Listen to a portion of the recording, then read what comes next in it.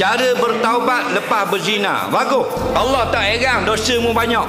Allah ajib, Allah hairan kenapa tak mau taubat. Sedangkan Allah suka sangat mendengar taubat hamba-Nya. Cara taubat ada dua cara. Tengok jenis dosa. Kalau dosa dengan Allah 3 syarat. Dosa dengan makhluk 4 syarat. Dosa dengan makhluk apa dia? Dosa kita curi duit dia RM1,000. Kita tak tahu. Maka taubat 4 syarat. Pertama, menyesal. Kedua, tidak mencuri lagi.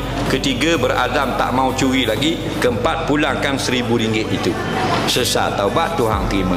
Tapi kalau zina bukan dosa dengan orang, dengan Allah.